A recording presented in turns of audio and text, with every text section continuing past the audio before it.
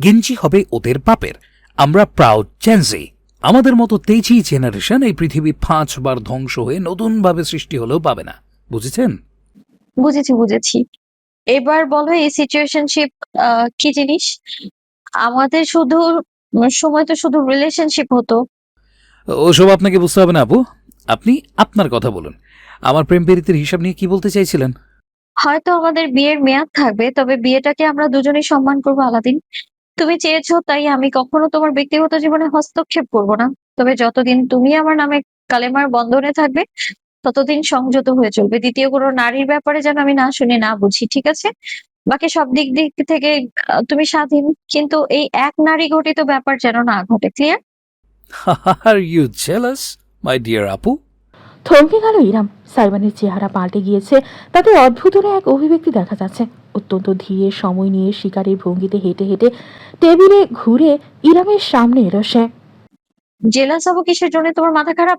আমি শুধু শেষ করার সুযোগ ইরাম পেল না। সাইবান হঠাৎ করে ঝুঁকে এলো, টেবিলের দুই পাশে নিজের দুটি হাত রেখে ইরামকে মাঝখানে আবদ্ধ করে ফেলল।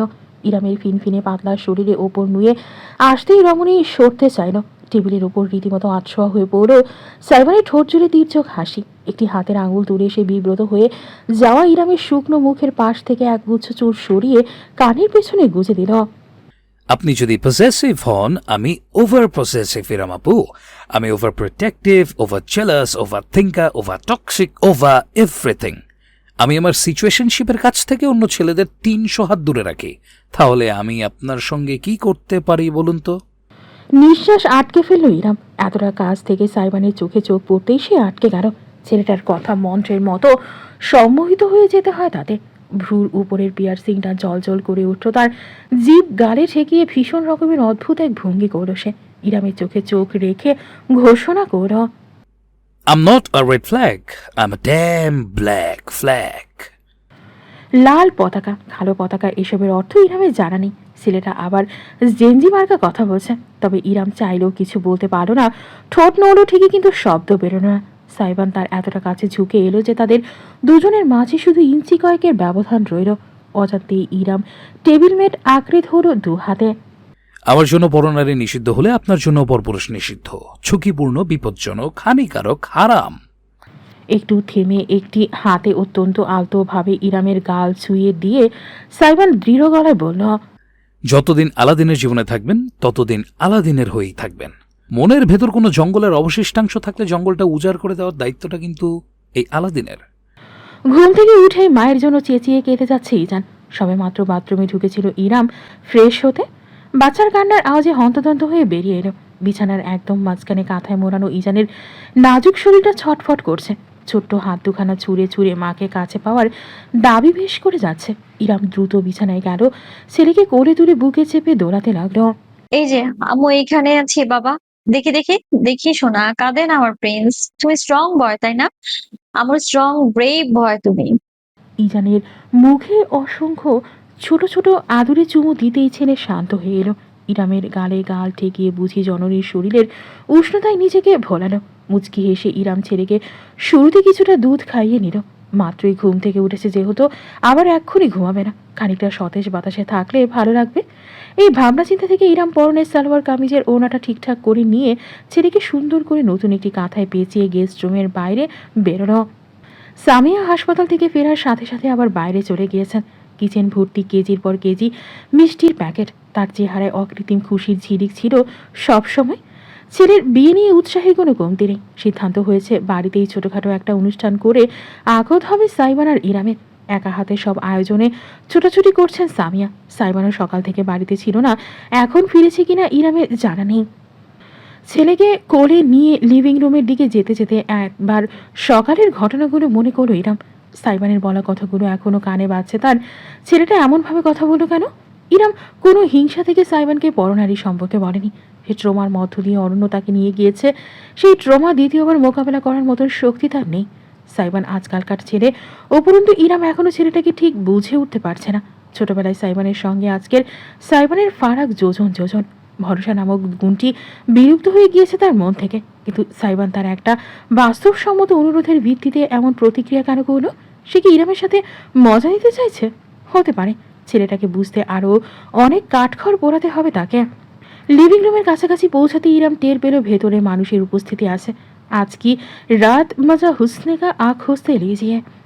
মিউজিকের আওয়াজে গম গম করছে লিভিং রুম। ইরাম ইজানকে কোলে নিয়ে ঢুকতে গিয়ে করিডোর থেকে খেয়াল করো সোফায় বসে বেশ আয়েশ করে টিভিতে গানের ভিডিও দেখছে সাইবান। বাইরে থেকে ফিরেছে পোশাকে, বোঝা যাচ্ছে একটা সাদা শার্ট আর কালো জিন্স পরনে। শার্টের বোতামগুলো খোলা, তাতে উন্মুক্ত বুক দেখা যাচ্ছে।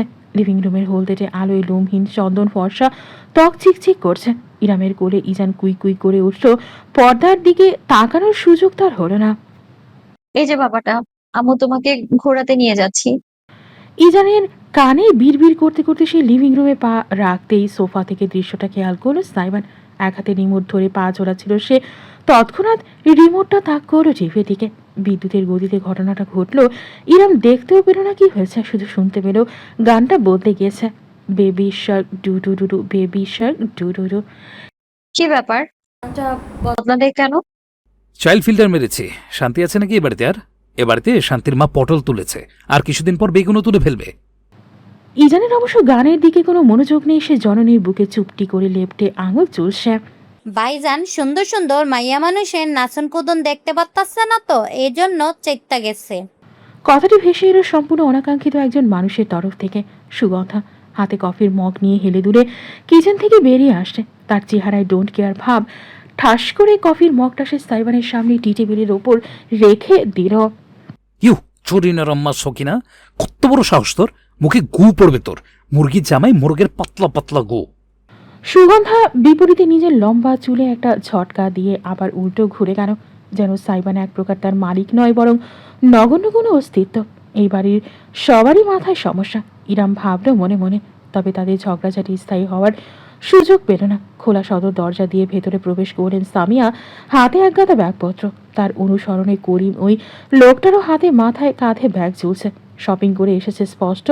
দ্রুত প্রতিক্রিয়া করল ইরাম। হুট করেই সাইবানের দিকে ইজানকে এগিয়ে দিয়ে বলল, ধরো তো একটু। ছিটকে দূরে সরে গেল সাইবান। ইস, ছি! ইজান ছোট্ট মুখটা ঘুরিয়ে জিভ বের করে সাইবানের দিকে ডাগর ডাগর চোখে চেয়ে রইল। ওই বড় বড় টলটলে জীবন্ত দিঘি নাই দৃষ্টি দেখে একটি শক্ত ঢোক গেল সাইবান। ইয়াল্লাহ, ইয়াল্লাহ, তুমি রহম করো। ও মাবুদ, শক্তি দাও, ধৈর্য দাও, টাকা দাও। কাপা কাপা দুহাত বাড়িয়ে ইজানের কাঁথায় মোড়ানো ছোট্ট শরীরটা কোনো মতে সাইবান ধরেছে কি ধরেনি, ইরাম ছুটে চলে গেল সামিয়ার কাছে।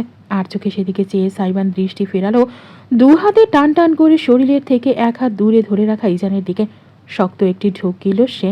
নিঃশ্বাস প্রশ্বাস ভারী হয়ে উঠছে তার। যে কোনো মুহূর্তে প্যানিক অ্যাটাক করতে পারে। ইজানের কাদার মতো নরম শরীরটি বুঝি তার বিশাল দুই হাতের আঙুলের ফাঁক গড়ে পড়ে যাবে। মাথা কাত করে বাচ্চাটার চোখে চোখ রাখলো সাইবান। অদ্ভুতভাবে ইজান একটুও কাঁদল না, বরং সাইবানকে নকল করে নিজের ছোট্ট মাথাটাও কাত করল। আঙুল চুষতে চুষতে তাকিয়ে রইল গোল গোল চোখে। আপনি আঙুল খাচ্ছেন কেন? নিয়মিত নিজের মায়ের মাথাটা খাবেন। সাইবানের কণ্ঠে ইজান দুই পা নেড়ে সামান্য ঝটকা দিয়ে উঠল। ফকলা দাঁতের মারি দেখিয়ে হাসল নাকি বিদ্রুপ করে বোঝা দেয়। আরেকটু হলে সাইবান তাকে ফেলেই দিচ্ছিল, কিন্তু স্বয়ংক্রিয়ভাবে তার হাত দুটো ইজানকে কাছে টেনে বুকের উপর রাখল।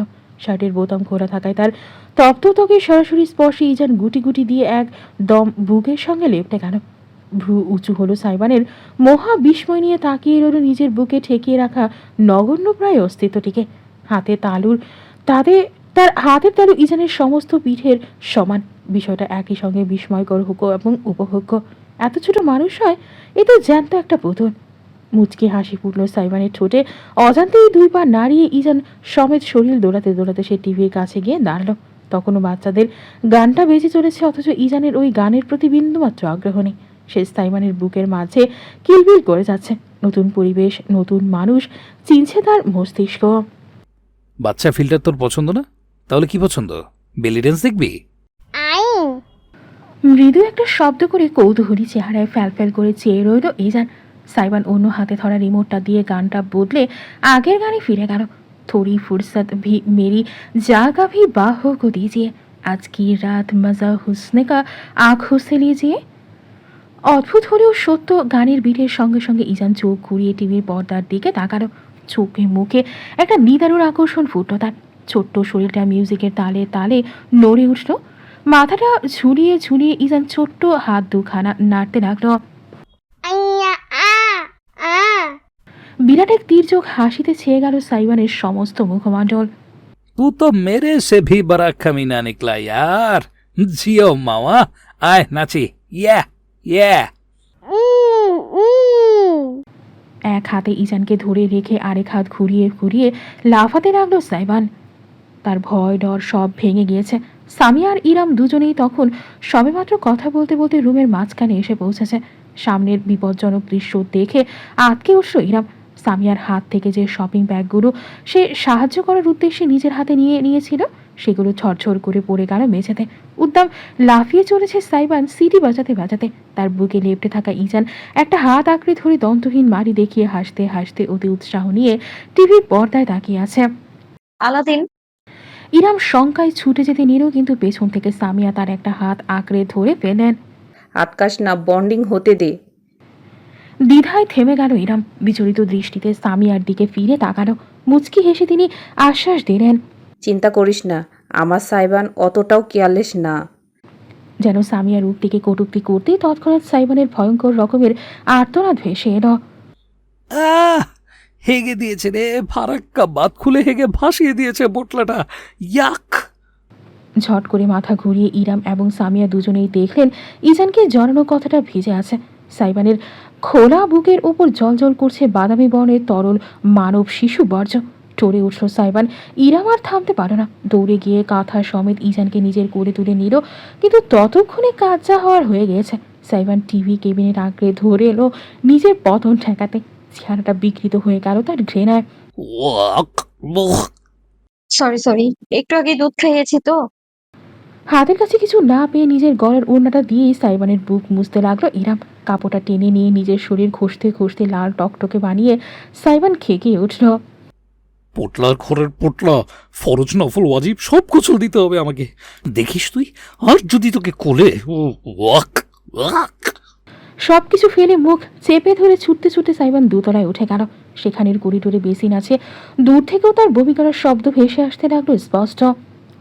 ঝড় একটু শান্ত হতেই সামিয়ার অট্টহাসির শব্দ ভেসে এলো। আমার নাতি একদম বাপের ওপরে গিয়েছে জানিস। সাইবানের বাবা যখন ওকে প্রথম কোলে তুলেছিল, হিসু করে লোকটার জামা কাপড় ভাসিয়ে দিয়েছিল। লোকটার মুখে ঢুকে গিয়েছিল। হাই খোদা! এরপর 10 দিন সাইবানকে কোলে নেয়নি। ইরাম এত সব কিছুর মাঝে হাসবে নাকি আশ্বাস করবে বুঝতে পারল না, কিন্তু বুকের ভেতর ভর করা উষ্ণতাটা তাকে বুঝিয়ে দিল বহুদিন বাদ এসে একটুখানি সুখ সুখ অনুভূতি টের পাচ্ছে। পরদিন সকালে ইরামের ঘুম ভাঙল মৃদু গোলযোগের কারণে। বিছানায় শটান হয়ে উঠে বসল সে। ঘড়ির দিকে তাকালো, সকাল 9:30 বাজে। ইজান গতকাল রাতে অনেকবার জেগে উঠেছে। তার যত্ন নিতে নিতে ভোরের দিকে ঘুমানোর সুযোগ পেয়েছে ইরাম, যার কারণে এতটা দেরি হয়ে গিয়েছে। বাইরে থেকে উত্তেজিত কণ্ঠস্বর ভেসে আসছে। অচেনা ইরাম বসে থাকতে পারল না। ঘুমন্ত ছেলের দুপাশে দুটি কোল বালিশ দিয়ে সংরক্ষিত করে নেমে পড়ল। মুখ ধুয়ে আয়নার সামনে দাঁড়িয়ে শাড়ির কুঁচকে যাওয়া আঁচল ঠিকঠাক করে সে বাইরে বেরোলো। দুহাতে চুলে আঙুল চালিয়ে খোপা বাঁধতে বাঁধতে যখন সে হল ঘরে এসে পৌঁছালো, তখন দৃশ্যটি চোখে পড়ল। জর্জেটের শাড়ি পরনে এক সুদর্শনা রমণী দণ্ডায়মান। স্ট্রেট সিল্কি চুলগুলো পিঠ ভাসিয়ে নেমে গিয়েছে কোমরের নিচ অব্দি। চেহারায় একই সাথে মায়া এবং কঠোরতা। হাতের রেশমি চুড়ি, খানিকটা নতুন বউ ধরনের প্রভাব আছে ভেতরে। সামিয়ার সঙ্গে বাক বিতণ্ডায় লিপ্ত হয়েছে সে। মম, তুমি সাইকে এভাবে জোর করতে পারো না। তুমি জানো না ও কোন লেভেলের সাইকো। তুমি একবার ফেক মুক্তা কিনে স্কমড হয়ে গিয়েছিলে বলে ওই দিনই সোজা কক্সবাজারে গিয়ে মুক্তা ব্যবসায়ীদের সাথে সাগরে গিয়ে নিজে থেকে ঝিনুক আহরণ দেখে বেছে বেছে আসল মুক্তা নিয়েই ফিরেছিল। মনে নেই তোমার? টানা 7টা দিন ওর কোনো হদিশই পাইনি আমরা। আর তুমি এই ছেলের সামনে উচ্চারণ করো বিয়ের কথা। ও তো সেটাই করবে। চিৎকার করিস না সারিকা, এটা ভদ্রলোকের বাড়ি, আর একটা ছোট বাচ্চা আছে ঘরে। বাচ্চা? মাইফু। সারিকা প্লিজ শান্ত হ। সারিকাকে থামাতে এতক্ষণ একপাশে দাঁড়ানো দীর্ঘদেহী পুরুষটি এগিয়ে এলো। ধূসর বর্ণের স্যুট পরনে, চোখে মুখে ভাবগাম্ভীর্য এবং নমনীয়তা, উজ্জ্বল দৃষ্টি। সারিকার কাঁধে হাত রাখল সে। এই পুরুষটিকে না চিনলেও রমণীকে চিনতে বেগ পোহাতে হয় না ইলোনা ইরামের। সাইবানের একমাত্র বড় বোন সারিকা বিনতে আহমদ। ইরামের যতদূর মনে পড়ে একে অপরের সাথে 2 কি 3 বছরের ব্যবধান তাদের। যতদূর শুনেছে গত বছর সারিকার বিয়ে হয়ে গিয়েছে, তাহলে পুরুষটি হয়তো তার স্বামী। ইরাম খানিকটা ইতস্তত করলো, কিন্তু ততক্ষণই সামিয়া তাকে দেখে ফেলেছে, তাই পালিয়ে না গিয়ে ইরাম ভেতরে ঢুকলো। কেমন আছো সারিকা? বহুদিন বাদে তোমায় দেখলাম। সারিকা সরান হয়ে ঘুরে দাঁড়ালো। ইরামকে দেখে তার চোখে মুখে বিতৃষ্ণায় ছেয়ে গেল। কাছ থেকে পুরুষটির হাত ঝাটকা দিয়ে সরিয়ে এসে হনহন করে হেঁটে এসে ইরামের মুখোমুখি দাঁড়ালো। ফালতু প্যাচাল বাদ দাও। ইরাম আপু, তোমার লজ্জা করে না নিজের হাঁটুর বয়সে একটা ছেলের ঘাড়ে চেপে বসতে? Where is your self respect? Iram বাকরুদ্ধ হয়ে গেল। সারিকা মেয়েটা খারাপ না, ছোটবেলায় যতটুকু দেখা সাক্ষাৎ আর কথাবার্তা হয়েছে কখনই তাকে এইভাবে অপমান করে কথা বলেনি, অথচ আজ বলছে। ইরাম সারিকাকে দোষ দিতে পারল না। সমাজের মানুষ মাত্রই তার এবং সাইবানের বিয়েটাকে কটু দৃষ্টিতে দেখবে, সেটা সে জানে। Sarika, behave yourself. মানুষের সঙ্গে এমন ব্যবহার করা শিখিয়েছি আমি তোদের? যা ঘরে যা, তোর মাথা গরম আছে। আমরা এই বিষয় নিয়ে পরে কথা বলবো। তপ্ত দৃষ্টিতে একবার সামিয়াকে দেখে গটগট করে হেঁটে সারিকা অন্ধরমহলের আড়াল হয়ে গেল। পিনপদ নীরবতা ভর করল সমস্ত ঘরে। সামিয়া একটি দীর্ঘশ্বাস ফেলে সোফায় বসলেন, এক হাতে কপাল ঠেকিয়ে রইলেন। ইরাম ভীষণ অস্বস্তি বোধ করল, বুঝতে পারল না সে চলে যাবে কিনা। তবে সিদ্ধান্ত নেওয়ার আগে সুদীর্ঘ পুরুষটি এগোলো তার দিকে, থেমে বলল, দুঃখিত মিস, আপনি কিছু মনে করবেন না। আসলে সাইবানের বিয়ের কথা জানার পর থেকেই সারিকা একটু রেগে আছে। ভাইকে নিয়ে একটু বেশিই চিন্তিত। ওর হয়তো আপনাকে আঘাত করার উদ্দেশ্য ছিল না। ওর পক্ষ থেকে আমি আপনার কাছে ক্ষমা চাইছি।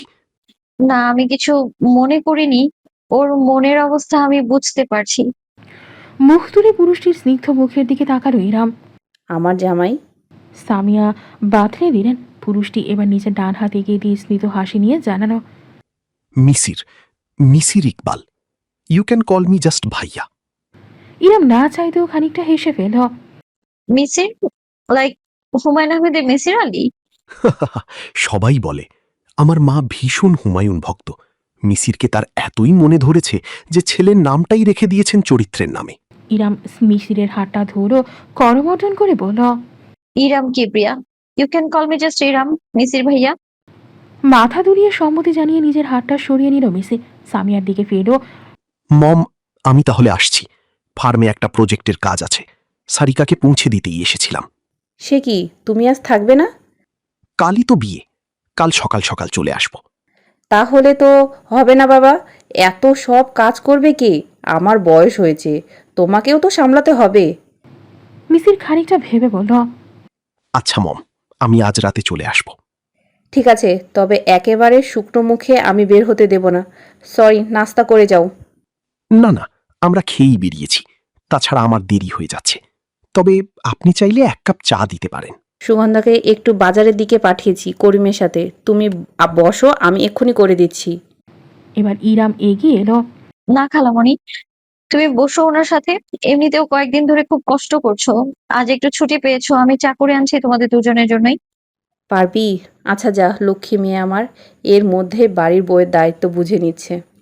মৃদু হেসে ইরাম কিচেনের দিকে চলে গেল। সুগন্ধা যখন তাকে নাস্তা দিত তখন হাতে হাতে টুকটাক সাহায্য করে সে জানিয়ে গিয়েছে কোথায় কি আছে, তাই চাপাতি, চিনি, দুধ ইত্যাদি খুঁজে পেতে সমস্যা হলো না। চুলায় কেতলি বসিয়ে তাতে দুধ দিয়ে প্রথমে ভালো করে ফুটিয়ে নিল সে।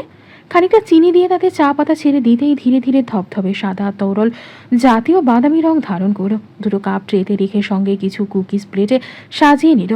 ইরামের ঘরের কাজকর্ম করতে বেশ ভালোই লাগে। চা প্রায় হয়ে আসলে সে আঁচটা খানি কমিয়ে ভালো মতো ফুটে চা মজাদার হতে দিয়ে দাঁড়িয়ে রইল। ঠিক তখনই নিজের পেছনে অদ্ভুত একটা উষ্ণতার উপস্থিতি টের পেল। কিছু বুঝে ওঠার আগেই শক্ত পুরুষালী বুকের সঙ্গে ধাক্কা লাগলো তার পিঠে। সঙ্গে সঙ্গে 2টি শক্তিশালী বাহু ঠিক তার 2 পাশে সামনের কাউন্টারের ওপর এসে বসল। চিনতে একটুও বেগ পোহাতে হলো না ইরামকে। ঠিক পেছনে দাঁড়িয়ে আছে আলাদিন। আলাদিন, কি সমস্যা? এমন অভদ্র আচরণ কেন করছো? খানিকটা ঝাঁজ নিয়ে শুধালো ইরাম। ছেলেটা এভাবে হঠাৎ হঠাৎ তাকে ভরকে দেয় কেন? এমন অপ্রস্তুত অবস্থায় ফেলার কোনো মানে হয়? ঘাড়ের উপর সাইবানের তপ্ত নিঃশ্বাস ছুঁয়ে যেতেই ইরাম খানিক ঝটকা দিল। প্লিজ, আমার এসব একদম পছন্দ না। আমি মজার মুডে নেই, দূরে যাও প্লিজ আলাদিন। অথচ এক চুল নড়ল না সাইবান, বরং আরও কাছে সরে এলো ইরামকে। রীতিমতো কাউন্টারের সঙ্গে লেপটে যেতে হলো। মুখ নিচে নামিয়ে ইরামের কানে ফিসফিস করে উঠল সাইবান। বলেছিলাম না পরপুরুষ আপনার জন্য নিষিদ্ধ। কি উল্টাপাল্টা কথা বলছো? কিসের পর পুরুষ? হ্যাঁ, চা বানাচ্ছেন কার জন্য? থমকে গেল ইরাম।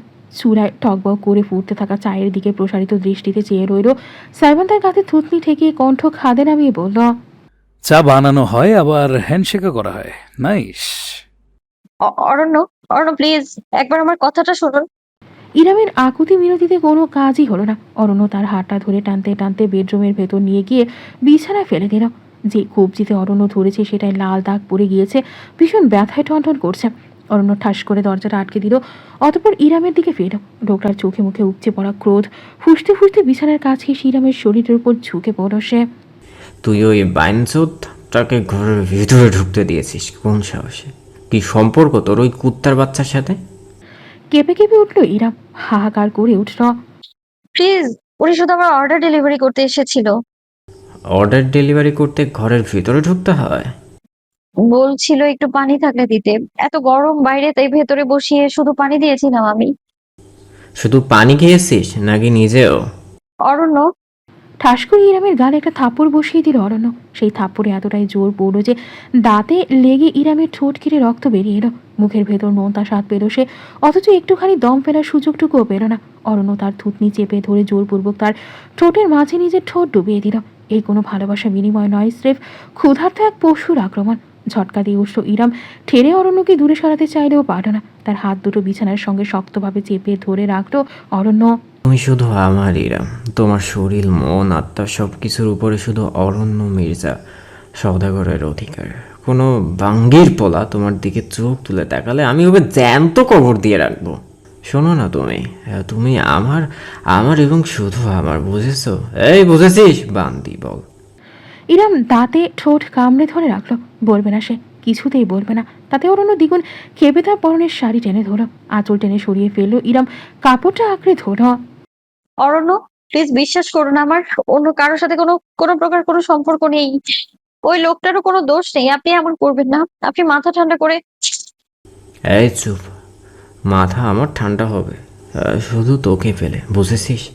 শাড়ি পরবি তুই, অন্য পুরুষকে নিজের দেহ দেখিয়ে বেড়াবি ইরাম। কতবার তোকে বলেছি আমি চাই। ঠিক নিজের কোমরে ধারালো কিছু তীক্ষ্ণ খায়ে চিৎকার করে উঠল ইরাম। অরণ্য নাইট স্ট্যান্ড থেকে একটা ব্রেজার ব্লেড তুলে ইরামের কোমরে বসিয়ে দিয়েছে। বিন্দু বিন্দু রক্তে বিছানার সাদা চাদর লালচে হয়ে উঠল মুহূর্তে। অরণ্য থামল না, হাত বাড়িয়ে ড্রয়ার করে একটা হ্যান্ডকাফ বের করলো। ছটফট করতে থাকে ইরামের দুটো কবজি সে বেড পোস্টের সাথে বেঁধে ফেললো। শাড়িটা সম্পূর্ণ খুলে ছুঁড়ে ফেললো মেঝেতে। ইরামের গলা ভেঙে গিয়েছে আকুতি জানাতে জানাতে। প্লিজ অরণ্য, এখন না আমার খুব কষ্ট হচ্ছে, দোহাই লাগে আপনার। অরণ্য, আমি তোর স্বামী, আমার যখন মন চাই তোকে নিজের ইচ্ছা মতো ভোগ করতে পারি। তুই নিজেই কাবিন নামায় স্বাক্ষর করে সেই সার্টিফিকেট আমায় দিয়ে দিয়েছিস, তাই এখন একদম চুপ থাকবে। নিজের শার্ট খুলে ঝুঁকে এলো অরণ্য। অসম্ভব সুদর্শন এবং শারীরিক গঠনের অধিকারী নিজ স্বামীকে ইরামের তখন মনে হলো সাক্ষাৎ কোনো পিশাচ। তার গাল চেপে ধরে হঠাৎ আধুরে গলায় অরণ্য বলল, এবারের মতো তোকে বিশ্বাস করলাম, কিন্তু দ্বিতীয়বার কোনো পর পুরুষের সাথে যদি তোমায় দেখি বউ, তাহলে ওটাকে খুন করব। এরপর তোকে সব শেষে নিজেকে, বুঝেছিস? মাস I love you my world. Aranya নিজের কাজ আরম্ভ করো, অথচ ইরামের শরীরে একটুও সায় দিল না। চোখ বুঝে ফেলল সে। ফোটায় ফোটায় নীরব অশ্রু বালিশে পড়ে যেন জানতে চাইল এ কেমন ভালোবাসা। বর্তমান সাইবান দ্বিতীয় কিছু বলার সুযোগ পেল না। এর আগে হঠাৎ করে ইরাম পেছনে ঘুরে একটা জোরালো ধাক্কা দিয়ে তাকে দূরে সরিয়ে দিল। ধাক্কাটায় অদ্ভুত জোর পড়ল, যার দরুন সাইবান সোজা বিপরীত দিকের কাউন্টারে গিয়ে আছড়ে পড়ল। কোনো মতে দু হাতে নিজের ভারসাম্য রক্ষা করে প্রসারিত দৃষ্টিতে চেয়ে দেখল সে ইরামকে। Don't you dare to touch me. শান্ত নির্মল স্নিগ্ধ ইরাম সেকেন্ডের ব্যবধানে ধারণ করেছে রুদ্রমূর্তি।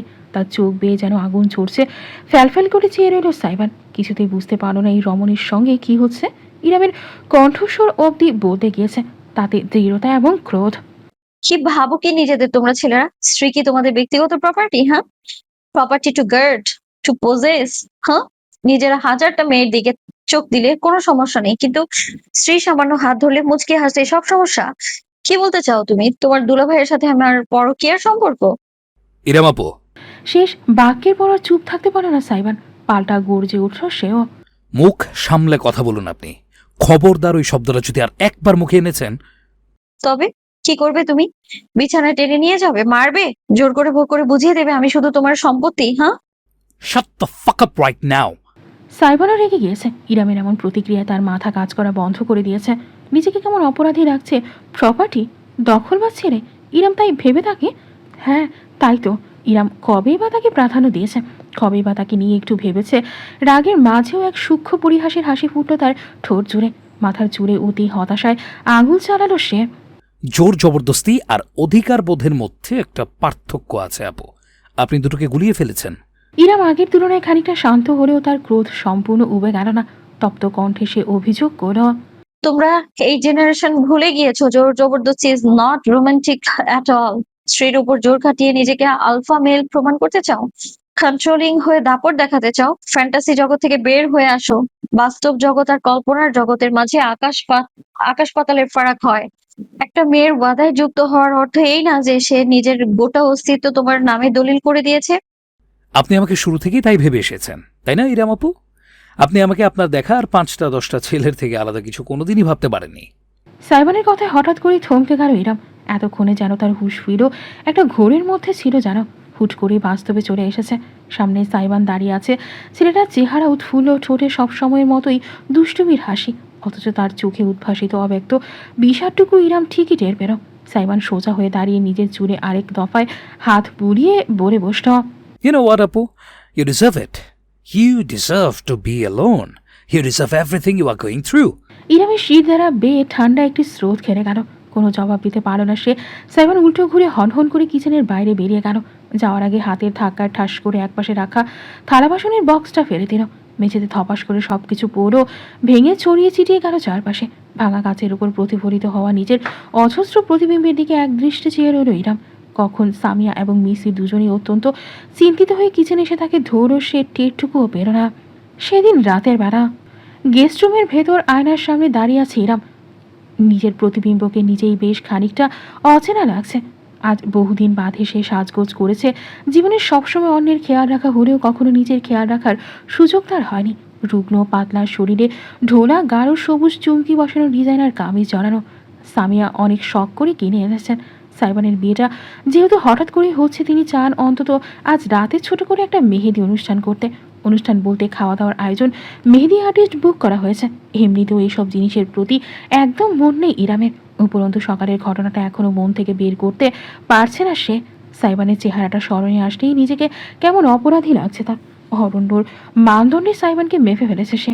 তখন না বুঝলেও এখন তার খারাপ লাগছে। মনের ভেতর একটা অশুভ চিন্তা উকে দিচ্ছে। সাইবান শেষ যে কথাটা তাকে বলে গিয়েছে সেটাও ভীষণ গায়ে লেগেছে। হাঁটুর বয়সে একটা ছেলে এইভাবে তার মুখের উপর বলে গেল, আর সে দাঁড়িয়ে দাঁড়িয়ে শূন্য। সবকিছু মিলিয়ে ইরাম এখন অথই দ্বিধাদ্বন্দ্বে ভুগছে। জরিদার লালচে সোনালি পাড়ের ওড়নাটা গায়ে জড়াতে জড়াতে ইরাম আরেক দফায় নিজেকে প্রতিবিম্বকে দেখল। ভিন্ন একজন মানুষ তাকিয়ে আছে তার দিকে। ইজান করে আসার পর থেকে সময় করে নিজের চুল আঁচড়ানোর প্রয়োজন বোধ করেনি। ত্বকের যত্ন নেওয়ার সুযোগ পায়নি, হয়নি নিজের শারীরিক ক্ষতি পুষিয়ে নেওয়ার সুযোগ। তবুও হালকা মেকআপের প্রলেপে এবং গয়নার সজ্জায় তাকে মন্দ লাগছে না। তাজা গোলাপের মালা হাতে বেঁধে এবং চুলে খুঁজে শেষমেশ নিজের সাজসজ্জায় ক্ষান্ত দিয়ে ইরাম বাইরে বেরিয়ে এলো। বাড়ির লিভিং রুমটা বেশ সুন্দর করে সাজানো হয়েছে। মরিচ বাতি এবং পর্দায় ঘেরা চারপাশ, সোফা সরিয়ে মেঝেতে কার্পেট বিছিয়ে দেওয়া হয়েছে। তাতে মেহেদি, মিষ্টি, ফলমূল ইত্যাদির ডালা সাজানো হয়েছে। মেহেদি আর্টিস্ট ইতিমধ্যে চলে এসেছে। কার্পেটে বসে এই মুহূর্তে সারিকার হাতে মেহেদি পরিয়ে দিচ্ছে। একপাশে সামিয়ার করে চুপটি করে বসে ইজান বড় বড় চোখ মেলে চারপাশ দেখছে। সুগন্ধা একটি ঝুনঝুনি নাড়িয়ে তার আকর্ষণ ধরে রাখতে চাইছে। বাড়ির একমাত্র জামাই মিসির হলুদ একটা পাঞ্জাবি পরেছে, হাতে মোবাইল ফোন পাইচারি করতে করতে কারোর সঙ্গে কথা বলছে। খুব সম্ভবত বিয়ের কোনো কাজ নিয়েই। মোটামুটি সকলকে দেখতে পেলেও সাইবানকে কোথাও চোখে পড়ল না ইরামের। তার বন্ধু বান্ধবদের আসার কথা ছিল, এসেছে কিনা কে জানে। আরে কি সুন্দর লাগছে তোকে। আমি জানতাম আমার চয়েস ভালো, তবে এটাও ভালো হবে ভাবতেই পারিনি। সামিয়া মন্তব্য করতেই চোখ ঘুরিয়ে ইরামের দিকে তাকালো সারিকা। আপাতমস্তক রমণীকে পর্যবেক্ষণ করে দৃষ্টি ফিরিয়ে নিল বৃতৃষ্ণায়। খাচ্ছে পড়ছে আমাদের টাকায়, আবার যত সব ঢং। কথাটা সারিকা মৃদু গলায় বললেও পেছন থেকে ইরাম স্পষ্ট শুনতে পেল। তবে বাইরের মানুষের সামনে তেমন কোনো মন্তব্য না করার সিদ্ধান্ত নিল। ইজানকে আদর করে এসে অতপর কার্পেটে পা ছড়িয়ে বসল সে। মেহেদি আর্টিস্ট তার হাতে নিজের কারুকার্য রচনা শুরু করলো তৎক্ষণাৎ। বিষয়টা খুবই বিরক্তিকর, এত দীর্ঘ সময় ধরে একটানা এভাবে বসে থাকা। ইরাম সব থেকে সংক্ষিপ্ত আর সিম্পল ডিজাইন বেছে নেওয়ার পরেও পাক্কা 2 ঘন্টা সময় লাগলো সম্পূর্ণ শেষ হতে। বসে থাকতে থাকতে ইতিমধ্যে ইরামের পিঠ ধরে গিয়েছে, অবশ্যই আসছে হাত পা। মেহেদি আর্টিস্ট মেয়েটা তাকে নরম গলায় শুধালো। আপু, আপনার হাজবেন্ডের নামটা? চোখ পিট পিট করলো ইরাম। হাজবেন্ডের নাম দিয়ে কি হবে? মেহেদির ডিজাইনের ভিতর একটা জায়গা লুকিয়ে লিখে দেব, পরে হাজবেন্ড খুঁজে বের করবে ওনার নাম কোথায় লেখা আছে। এসব আজব ট্রেডিশন কবে উদ্ভব হলো? ভ্যাবাচাকা খেয়ে গেল মেহেদি আর্টিস্ট। না মানে এটা ট্রেন্ড, সবাই করে তাই।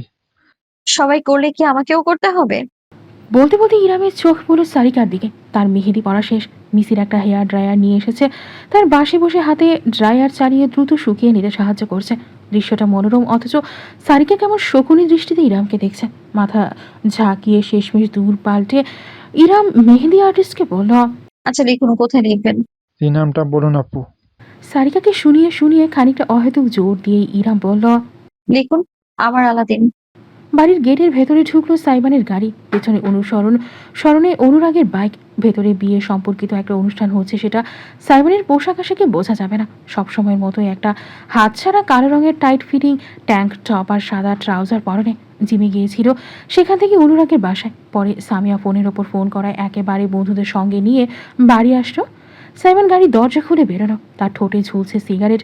আজ সারাদিনে সেবন করা 6 নাম্বারটা। গাড়ি থেকে নীরব এবং অনুরাগের সঙ্গে বাইক থেকে নেমে এলো আফরান। সকলে আশেপাশে তাকালো, অল্প হলেও সাজসজ্জা সুন্দর লাগছে। মরিচ পাতি ঘেরা, এখানে সেখানে হলুদাব এবং নীলাভ লাইটিং এর ব্যবস্থা। বাড়িটা স্বর্ণের মতন জলজল করছে সামনে। ভেতর থেকে হালকা ধাঁচের কাওয়ালি মিউজিকের আওয়াজ ভেসে আসছে, সঙ্গে কোরমা পোলাওয়ের সুঘ্রাণ। সকলেই বেশ উৎসাহ নিয়ে আশপাশ দেখতে লাগলো। অনুরাগ হেঁটে গিয়ে সাইবানের ঠোঁট থেকে সিগারেটটা কেড়ে নিয়ে মাটিতে ফেলে জুতো দিয়ে পিষে ফেললো। বিরক্তি বোধ করলো সাইবান। কি সমস্যা? আজ বাদে কাল তোর বিয়ে, আর তুই এখন সিগারেট ফুকে যাচ্ছিস?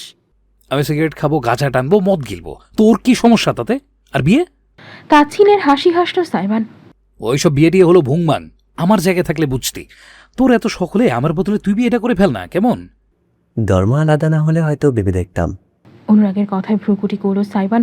অনুরাগ সিনহা ধর্মের সনাতনী, কিন্তু বন্ধুদের মাঝে কখনো জাত পাত ধর্ম বিষয়ক কোনো পার্থক্য উঠে আসেনি। আফরান এবং নীরবের থেকে সাইবান অনুরাগের সঙ্গে বেশি মিশু। আফরানরা এসেছে অনেক পরে, সেখানে অনুরাগ তার স্কুল জীবনের বন্ধু, তাই অন্য সকলের থেকে ছেলেটা তাকে একটু বেশি বুঝতে পারে। কি ভেবে দেখতে আমার হবু বউকে বিয়ে করবি সেটা? আরেকবার ভাব দেখি। সাইবান, না না শোনা, ওসব বললে তো হবে না। ভাব শুধু তুই একবার আমার সামনে ভাব, এক্ষুনি ভাব। তোর মাথায় শিল্পটা ভেঙে ভাবনা ঘুচিয়ে দেবো একদম। অনুরাগ আর সাইবানের কথোপকথনের মাঝখানে আফরান আর নীরব কাজ ঘেঁষে দাঁড়ালো। নীরব শীষবাজি হঠাৎ জিজ্ঞেস করলো। আন্টি কোথায়? আন্টিটাকে দেখছি না যে। মম মম তো বিজি। আরে না, তোর হবু বউ আন্টিটা। আফরান আর নীরব একে অপরের সাথে হাই ফাইভ করে অট্ট হাসি হেসে উঠল। সাইবান এবং অনুরাগ দুজনেই খানিকটা বিব্রত হয়ে পড়ল। এসব কোন ধরনের দুষ্টমি? দুষ্টমির একটা লিমিট আছে, কাউকে অসম্মান করে কথা বলবি না। আপনি কবে থেকে এত সাধু হয়ে গেলেন অনুরাগ দাদা? ওই বুড়ি আমাদের কচি বন্ধুর গলায় চলে যাবে, আর আমরা বুড়িকে বুড়ি বলতে পারবো না। ওই বুড়ি আমাদের কচি বন্ধুর গলায় ঝুলে যাবে, আর আমরা বুড়িকে বুড়ি বলতে পারবো না। এই সাবিনা, একটু ডাক না আন্টিকে, আমরা একটু সালাম করি, দোয়া করুক আমাদের। আফরানের কথার ভিত্তিতে সাইবান চুপ করে রইল। তারপর আনমনে অস্বস্তি ভাবটা ঝেড়ে ফেলার চেষ্টা করে বলল। আছে হয়তো ঘরের ভিতরে কোথাও। মেয়ে মানুষের কাজ কাম আমি বুঝি না। মেয়ে আন্টি বল। আসসালামু আলাইকুম। হঠাৎ করে বন্ধুদের কথোপকথনের মাঝে ভেসে এলো একটি স্নিগ্ধ মেয়েরই কণ্ঠস্বর। সকলে নিজেদের জায়গায় জমে গেল। সাইবান ঝট করে পেছনে ফিরে তাকালো। বাড়ির দরজা পেরিয়ে সিঁড়ি টপকে হেঁটে আসছে ইরাম। চারপাশে সাজানো মরিচাবাতির আলোয় ইরামের পরনের গাঢ় সবুজ ডিজাইনার সালোয়ার কামিজ এবং হাত ভর্তি টকটকে মেহেদির কারুকার্য ক্ষণিকের জন্য সাইবান সহ তার সমস্ত গ্রুপকে বাকরুদ্ধ করে দিল। না চাইতেও সকলে চেয়ে রইল। ইরাম মুচকি হাসল। তার নাকে সজ্জিত নটটির সামান্য দোল খেলো। তোমরা আলাদিনের বন্ধু, রাইট? কিসের আন্টি, কিসের কি? ও ড্যাম শিট। ইরাম তাদের সামনে এসে দাঁড়ালো। অনুরাগ ততক্ষণে লজ্জা পেয়ে চোখ সরিয়ে নিয়েছে, কিন্তু বাকিরা আহাম্মকের মতো চেয়ে আছে। আমি ইরাম কিবরিয়া, তোমাদের দেখে ভালো লাগলো। বাইরে দাঁড়িয়ে আছো কেন? ভেতরে আসো। আন্টি না মানে ভাবি, ইয়া আপু, ওয়ালাইকুম আসসালাম। আফরানের জিহ্বা জড়িয়ে গেল বলতে গিয়ে নীরব নিজের মুখ বন্ধ করে শক্ত একটি ঠোক কেড়ে বলল, মানে আপু না মানে ভাবি। ওরে শালা, sorry I mean hell, living hell, my goodness gracious. সাইডেও গুছিয়ে কথা বলতে পারল না নীরব। মাথার চুল টেনে ধরো নিজের।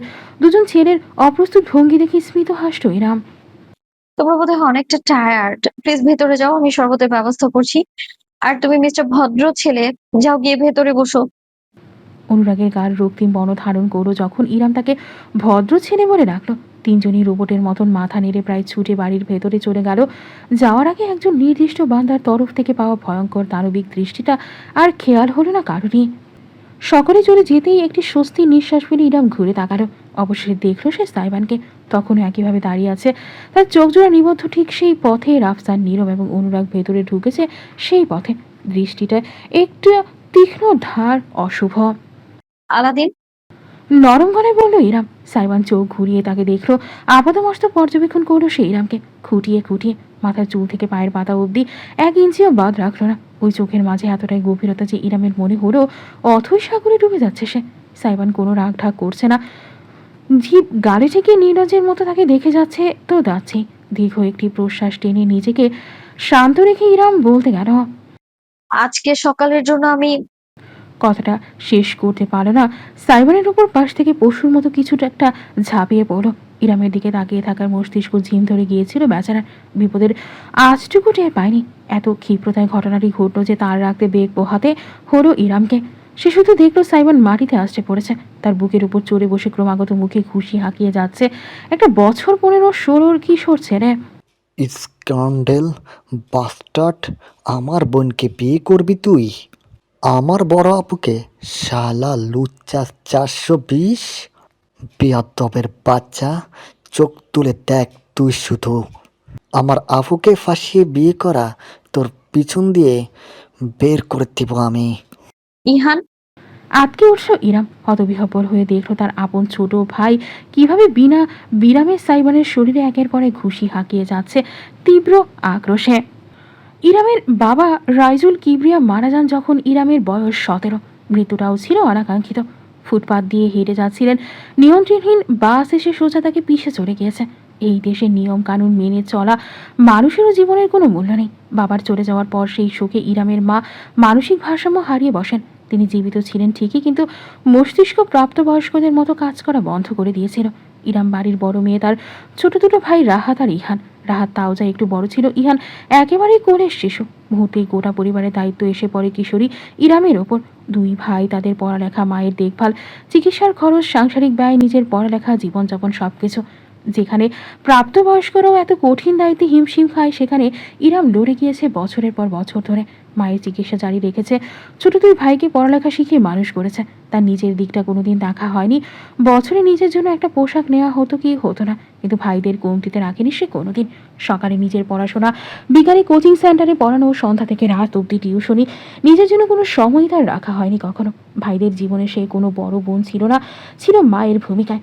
নিজের পরিবারটা চালাতে খাটতে খাটতে কখন যে বয়সটা 30 ছুঁয়ে গিয়েছিল সে টেরও পায়নি। এরপরই তার জীবনে এলো অরণ্য।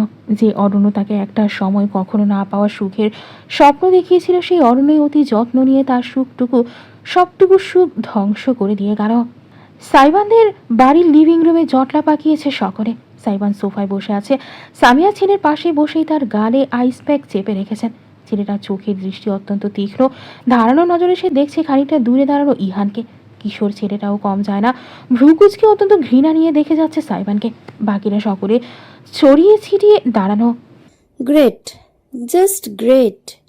এখন ডিম থেকে সদ্য ফোটা একটা টিনেজ ছেলে এসে আমাদের বাড়িতে গুন্ডাগিরি করে যাবে। খুব ভালো। ইরামের স্নিগ্ধ রূপ বদলে গিয়েছে, তাতে ভর করেছে কঠোরতা এবং দৃঢ়তা। নিজের ভাই ইহানের দিকে তাকালো সে। এই ধরনের অসভ্য আচরণ তোকে কে শিখিয়েছে ইহান? ওরা তোমাকে জবরদস্তি করতে পারে, আর আমি প্রতিবাদ করতে আসলেই দোষ। মিথিলা ভাবি, রাহাত ভাইয়া, কেউ আমাকে জানানোর প্রয়োজন মনে করেনি। তুমি আমাদের বাড়িতে গিয়েছিলে। আমি বুঝতে পারিনি রাস্তার ওপারের বাড়িতে তোমার বাস। আজ কিনা দুঃসাহস দেখিয়ে এই মহিলা যায় আমাদের বাড়িতে তোমার বিয়ের দাওয়াত দিতে। সিরিয়াসলি? সামিয়া দিকে আঙুল তুলে গর্জে উঠল ইহান। এই মহিলা আবার কে? থাপড়ে তোর দাঁত ফেলে দেবো বেয়াদব। খালামণি হয় আমাদের। খালামণি হবে তোমার? আমাদের তো সৎ খালা। ইরাম নিজের হাতটা সহসাই উঁচিয়ে ধরল, যেন উদ্দেশ্য ইহানকে চড় দেওয়া। তবে শেষ মুহূর্তে সে নিজেকে আটকে ফেলল। ইরাম নিজেকে আটকালেও আর চুপ বসে থাকলো না সাইবান। কি বললি তুই পংটা? আরেকবার বলতো। সৎ। শেষও করতে পারল না ইহান। সাইবানের হাত এগোলো বিদ্যুতের গতিতে। ছেলেটার গলার পাকড়াও গড়ে এক ঝটকায় রীতিমতো শূন্যে তুলে ফেলল। কনভিন্স মি, কেন আমার এক্ষুনি তোকে কেটে কুচি কুচি করে ড্রেনে ভাসিয়ে দেওয়া উচিত নয়? তোর জিভ দিয়ে আগুন ঝরে, তাই না? ওই জীব আমি।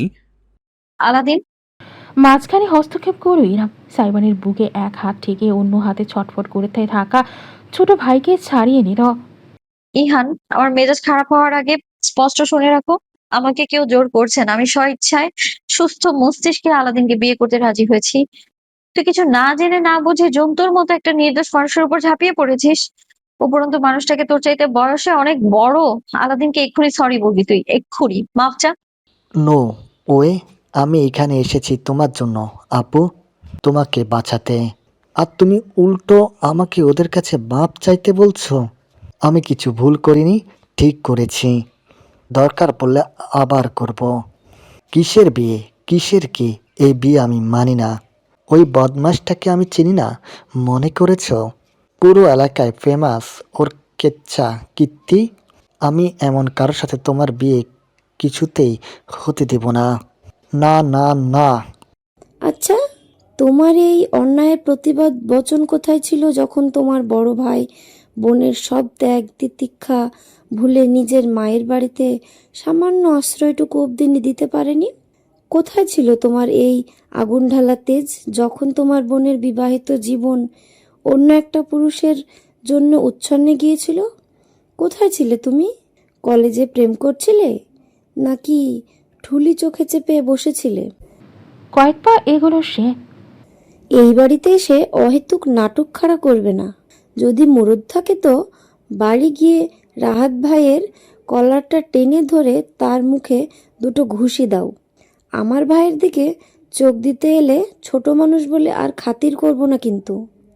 কিছু বলতে চাইলেও এর বিপক্ষে বলার মতো আর শব্দ খুঁজে পেল না ইহান। সত্যি তো, তার মায়ের মতো বড় বোনটার জীবনের উপর দিয়ে কালবৈশাখী ঝড়ে বয়ে গিয়েছে, অথচ সে ভাই হয়ে কিছুই করতে পারেনি। তার বয়স, তার অক্ষমতা তাকে আটকে দিয়েছে।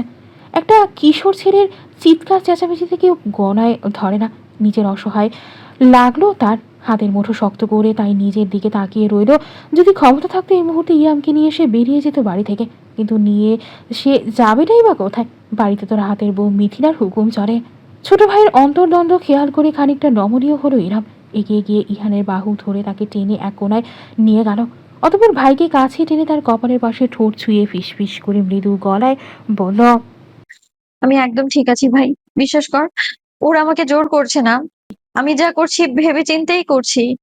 খালামণির মতো ভালো মানুষ দুটো হয় না।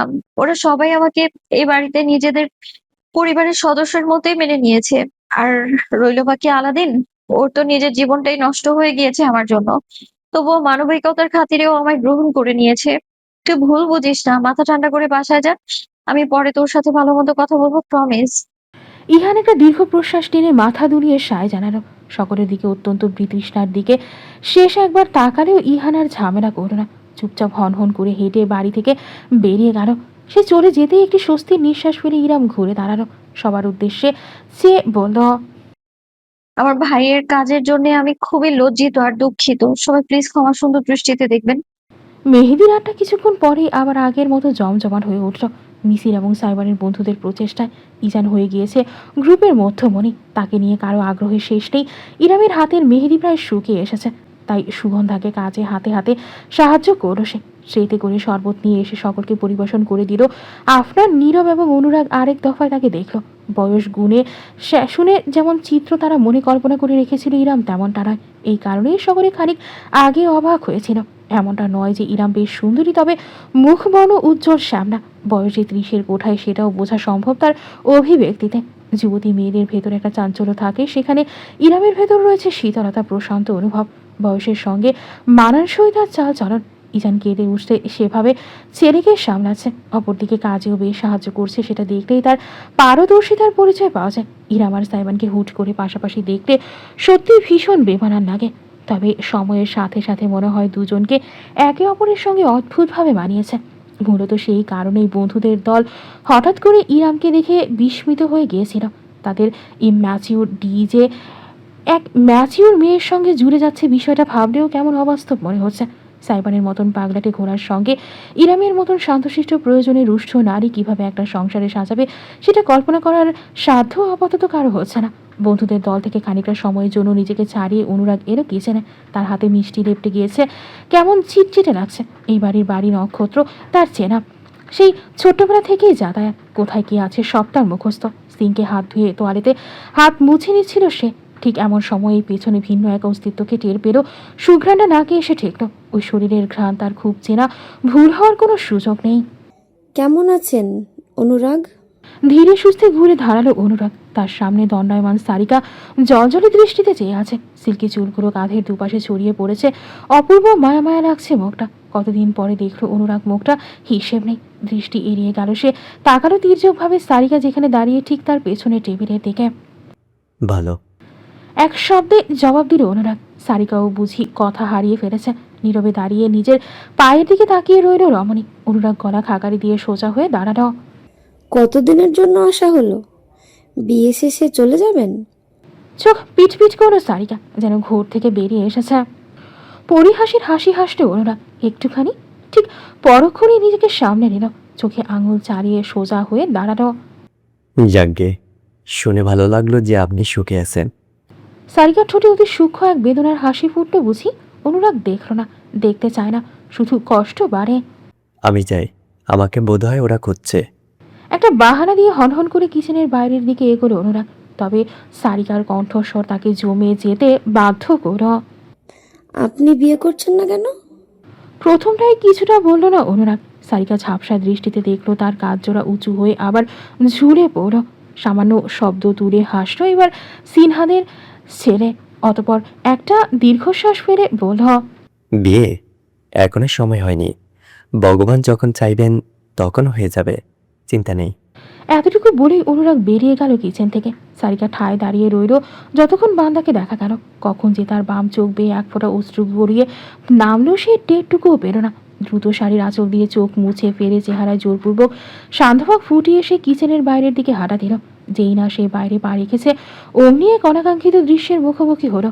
দেয়ালের পাশেই একদম নিঃশব্দে দাঁড়িয়ে আছে ইরাম, হাতে গ্লাস ভর্তি খালি ট্রে। খুব সম্ভবত কিচেনে এসব রেখে যেতে এসেছে।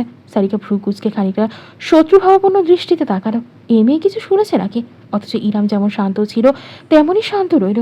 এগিয়ে এসে একদম নীরবে সারিকাকে পাশ কাটিয়ে কিচেনের ভেতরে আড়াল হয়ে গেল সে। ভোর রাত 4টা বেজে এসেছে। আর কিছুক্ষণ বাদেই ফজরের ওয়াক্ত শুরু হয়ে যাবে, অথচ ইরামের চোখে কোনো ঘুম নেই। ইজান তার বুকের উপর পরম শান্তিতে নিদ্রাচ্ছন্ন। সারাদিনের কার্যক্রমে ওইটুকু দুধের বাচ্চা এমনভাবে ঘুমোচ্ছে যে একবারও ইরামকে জ্বালাতন করার জন্য জেগে ওঠেনি। ইরামের শরীর যেন ঝিম ধরে আছে আর মাত্র কয়েক ঘন্টা। এরপরই তার জীবন নেবে এক নতুন মোড়। সে কি পারবে এই লড়াইয়ে টিকে থাকতে? জীবনটা তো তার জন্য কখনোই ভালো কিছু বয়ে আনেন।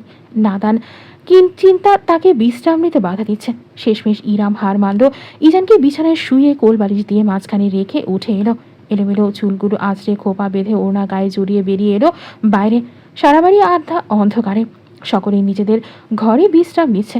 সকাল হতে ব্যস্ততা শুরু হবে। ইরামতি নিঃশব্দে কিচেনে গিয়ে এক কাপ চা বানালো নিজের জন্য। অতপর গরম ধোয়া ওঠা কাপ নিয়ে হাঁটতে হাঁটতে বাইরের বাগানে গেল। শেষ রাতের খোলা ঠান্ডা বাতাসে প্রাণ জুড়িয়ে এলো বুঝি। গরম চা মস্তিষ্কের অনেক প্যাচ খুলতেও সাহায্য করেছে। ইরাম যখন সবে মাত্র একটু স্বস্তি অনুভব করছিল, তখনই খেয়াল করলো বাড়ির লোহার মেইন গেটে হালকা খোলা। সেখান দিয়ে নিঃশব্দে গুটি গুটি পায়ে ভেতরে ঢুকছে কেউ। প্রথমে আবছায়া দেখা গেল ছোট নাকি। ইরাম উত্তেজিত হয়ে কয়েক পা এগিয়ে থেমে গেল। সাইবান চোরের মতোই ভেতরে ঢুকছে। পরনে কালো সিল্কের পাজামা সেট, ঘুমানোর পোশাক, চোখে মুখে একটা ধূর্ততা, সঙ্গে দুষ্টমির ছাপ। নিশ্চয়ই কোনো কার্যসিদ্ধি করে এসেছে। তবে সব থেকে অবাক করা ব্যাপার, সাইবানের পায়ের কাছে কিছু ছোট্ট প্রাণীর অস্তিত্ব। 3টে ছোট ছোট ইঁদুর, হ্যাঁ একদম মুরগির বাচ্চার সাইজের, সাদা এবং বাদামি বর্ণের ইঁদুরের ছানা। ইরাম প্রথমে নিজের চোখকে বিশ্বাস করতে পারল না। সাইবান বেশ খানিকটা এগিয়ে আসার পর ইরামকে দেখে থমকালো, তবে চোখে মুখে কোনো অভিব্যক্তি ফুটতে দিল না, শুধু হালকা একটু কেশে শোধালো। ঘুমাননি এখনো? তবে ইরামের সমস্ত মনোযোগ এখন সাইবানের পায়ের কাছে ঘুরঘুর করতে থাকা ইঁদুরের ছানার দিকে। তুমি কোথা থেকে ইঁদুর ধরে এনেছো? ইরাম বিস্ময় নিয়ে জিজ্ঞেস করতেই সাইবান চোখ মুখ কুঁচকে ফেলল, যেন অপমানিত হয়েছে। ইঁদুর? ইঁদুর হবে আপনার ভাই, এগুলো হ্যামস্টার, আমার বাচ্চারা। ফ্যালফ্যাল করে চেয়ে রইল ইরাম। সাইবান নুয়ে নিজের হাতের তালুর উপর 3টি হ্যামস্টারকে তুলে নিয়ে বুক পকেটের ভেতর রাখলো। 3জনে ঠাসাঠাসি করে বসে মুখ বের করে দাঁত দেখাতে লাগলো। আঙুল তুলে পরিচয় করিয়ে দিল সাইবান। ধবধবে সাদাটাকে দেখিয়ে প্রথমে বলল, ওর নাম চেঙ্গিস খান। ইরামের মাথায় বুঝি বাজ পড়ল।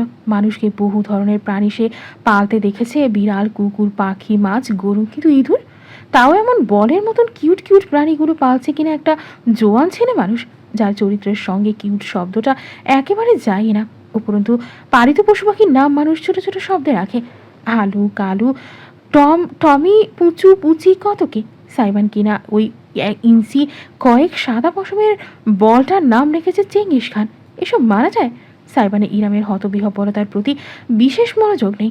আঙুল দিয়ে সে সাদা আর বাঙামি পশমের মিশেনের হ্যামস্টার দেখিয়ে বলল, সবশেষে গোটা প্রায় বাদামিটাকে দেখিয়ে বাঁকা হেসে জানালো, আর এটা বারাক ওসামা। ইরামের প্রচণ্ড হাসি আসছে, অট্ট হাসতে হাসতে ইচ্ছে করছে।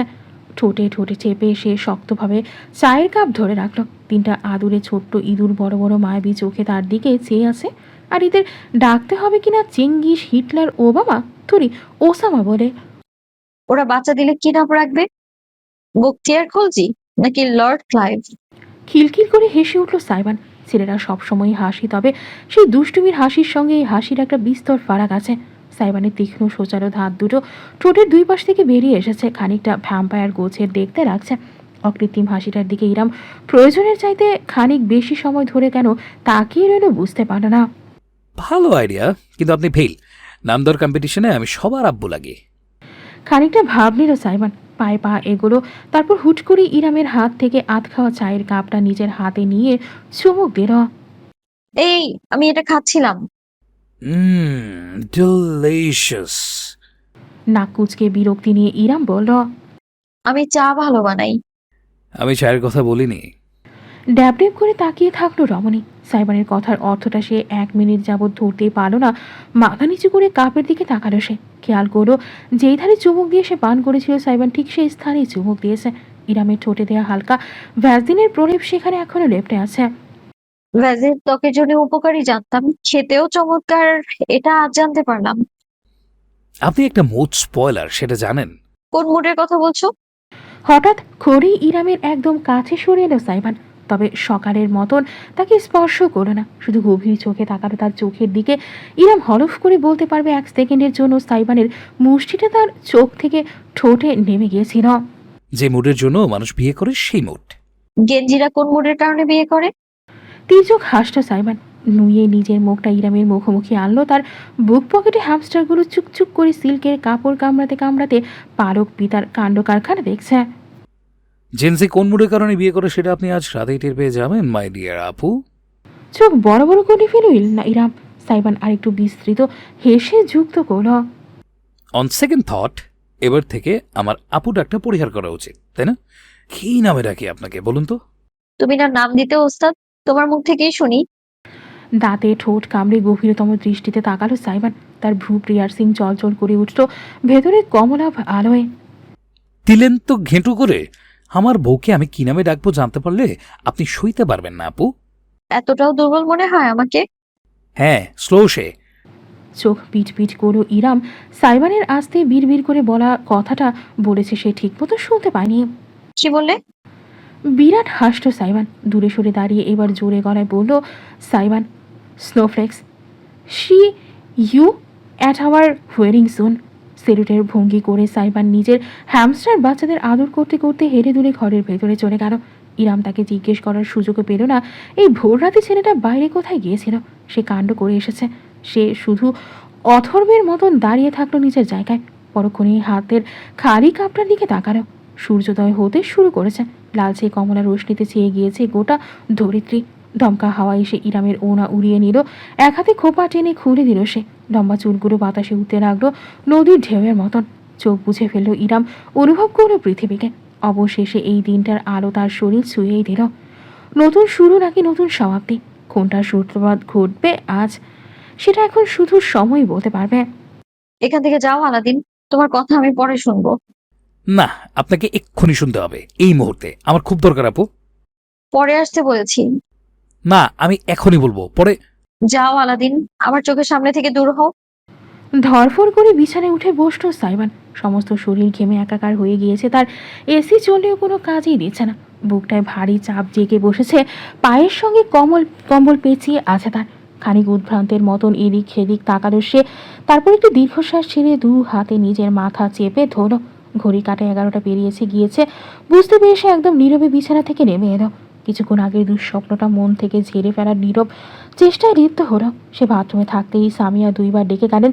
এরপর সুগন্ধাও এনে তাকে মনে করিয়ে দিতে যেন সে জলদি আজ থেকে তৈরি হয়ে নেয়। বহুদিন বাদে আজ বেশ লম্বা একটা সময় নিয়ে গোসল সারল সাইবান। হালকা গরম পানি পূর্ণ বাথটাবে প্রায় ঘন্টাখানেক বসে রইল। অতঃপর শরীর মুছে পরিপাটি হয়ে বেরোলো। সুগন্ধা নাস্তা নিয়ে গিয়ে দিয়েছে নাইটস্ট্যান্ডের ওপর। একটা পরোটা অর্ধেক ছিঁড়ে মাংসের ঝোল মাখিয়ে গোটা মুখে দিয়ে সে ক্লোজেট থেকে পোশাক বের করে নিল। একটা কালো শার্ট, কালো ফর্মাল প্যান্ট, ওপরে কালো হাতাবিহীন ভেস্ট। আয়নার সামনে দাঁড়িয়ে একে একে সবগুলো গায়ে জড়াতে জড়াতে নিজের ভাবনার দুনিয়ায় ক্ষণিকের জন্য হারিয়ে গেল সাইবান। টেরও পেল না কখন আফনান, অনুরাগ আর নীরব তার রুমের ভেতর চলে এসেছে। নীরবের হাতে একটা বিশাল বড় ফ্লাওয়ার বুকে, এতটাই ভারী যে বেচারা একা ধরে রাখতে পারছে না। আফনানের সাহায্য লাগছে। দুজনের পরনেই ডিজাইনার পাঞ্জাবি। একমাত্র অনুরাগ ফর্মাল স্যুটে এসে পড়েছে। তিনজনই সাইবানকে তৈরি হতে দেখে খানিক অবাক হলো। তোদের বিয়েতে তুই কালকে কালো পোশাক পরছিলিস কেন? শোক দিবসে মানুষ কালোই পড়ে। খিলখিল করে হেসে উঠল সবাই, শুধু অনুরাগ বাদে। বান্দা হেঁটে গিয়ে সাইবানের মুখোমুখি দাঁড়িয়ে অগোছালো বাঁধতে থাকা টাইটা খুলে আবার নতুন করে বেঁধে দিতে দিতে বলল, এতই শোক যখন তখন নাচতে নাচতে বিয়ে পেতে বসছিস কেন? ওমা, আমার শোক কে বলল? শোক তো আমার বউয়ের। আমি শুধু তার পক্ষ থেকে শোকটা পালন করছি। চোখ টিপ দিয়ে উত্তর করলো সাইবান। এবার না হেসে পারল না অনুরাগ। ছেলেটা একটা আলাদাই চেস। নীরব মুখ টিপে বলল, দেখিস ভাই, বইয়ের সুখ মেটানোর ঠেলায় বুলডোজার চালাস না। বিছানার খাটের উপর মায়া দয়া করিস। ব্যাপার না, আমার বেড স্টিলের। বিশাল আকারের আধুনিক চকচকে কালো বর্ণের প্রলেপ দেয়া ধাতব ডিজাইনের বিছানার দিকে ইঙ্গিত করলো সাইবান। বন্ধুদের নিয়ে না পারতে মুখে হাত ঘষল অনুরাগ। হায় ভগবান, তোদের নিয়ে আমি আর পারি না। আফরান আর নীরব ফ্লাওয়ার বুকেটা নিয়ে এগোলো। সাইবানের হাতে তুলে দিল। বেচারা ফ্যাল করে চেয়ে দেখলো তাজা গোলাপ, অনেকগুলো গুণে ওঠা দায়। তবে গোলাপ একা নয়, প্রত্যেক গোলাপের সঙ্গে জোড়ায় জোড়ায় লাগানো কিছু চকচকে সিলভার আর গোল্ডেন ফয়েলের প্যাকেট। চোখ পিট পিট করলো সাইবান। নীরব বলে উঠল, happy wedding bro, with 69 roast and 69 chocolate flavour. হ্যাঁ ব্রো, আজকে রাতে 70 কিলোমিটার বেশি গতিতে গাড়ি চালানো নিষেধ। সেফটিটার জন্য সবসময় হেলমেট পরে থাকবে। অ্যাক্সিডেন্ট হলে কিন্তু আবার অকালে কাটতে হবে আড়ালে। আফরান বলতেই আর সহ্য করতে পারে না সাইবান। মুখটা টকটকে হয়ে গেল তার। ফ্লাওয়ার বুকেটা তুলে শপাত শপাত বন্ধুদের মাথায় মারতে লাগলো। মারের মাঝখানে চেঁচিয়ে চেঁচিয়ে বলল, আউযু বিল্লাহি মিনাশ শাইতানির রাজিম। ফুল আর প্যাকেট সবগুলো বুকে থেকে খুঁড়ে খুঁড়ে পড়তে লাগলো মেঝেতে। আফরান আর নীরব অট্টহাসি হাসতে হাসতে বিছানায় গড়াগড়ি খেলো। তবুও মার ছাড়ল না সাইবান। ঠিক এমন মুহূর্তে রুমের ভেতর এসে পড়ল সারিকা। কোথায় সাই? তোর হলো? ওদিকে যে মেহমান। মেঝেতে তখন ফুল, পাপড়ি আর চকচকে ফয়েলগুলো ছড়িয়ে ছিটিয়ে আছে। একমাত্র অনুরাগ দরজার কাছে। বেচার উপায়ন্তর না পেয়ে শটান বুকে চিতিয়ে মেঝেতে শুয়ে পড়ো। শরীরের নিচে আড়াল করে ফেলল সব। পা দিয়ে লাথি মেরে বাকিগুলো ড্রেসিং টেবিলের নিচে ঢুকিয়ে দিল। কনুয়ে ভয় দিয়ে হাতে মাথা রেখে এমন ভঙ্গিতে সারিকার দিকে তাকালো যেন স্যুট পরে ফ্লোরে শুয়ে থাকার চেয়ে সাধারণ ব্যাপার দুনিয়ায় আর একটাও হয় না। জোরপূর্বক হাসার চেষ্টা করলো সে। হ্যাঁ হ্যাঁ হ্যাঁ, এই তো সাইবান রেডি প্রায়। আপনি যান, আমরা নিয়ে আসছি ওকে। সারিকা ড্যাব ড্যাব করে তাকিয়ে রইল দৃশ্যপটে। রেডি? তার ভাই বিছানার উপর উঠে বাড়ি দিয়ে নিজের অপর দুই বন্ধুকে মারছে যেন WWE বক্সিং চ্যাম্পিয়নশিপ হচ্ছে বিছানার উপর, আর সে জন সিনা।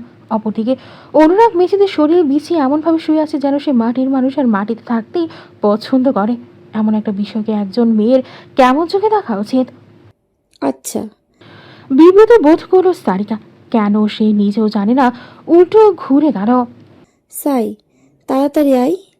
এটুকু বলেই সে রুমের বাইরে চলে গেল। রমণী গায়েব হয়ে যাওয়ার পরেই শুধু বুকের ভেতর আটকে রাখা নিঃশ্বাসটুকু ছাড়তে পারে অনুরাগ। মেঝে থেকে উঠে সে এক রামধমক দিল সবাইকে। যদি চাস তন্ত্রমন্ত্র জপে তোদের বান না মারি, এক্ষুনি দাম ফাটার দল কোথাকার।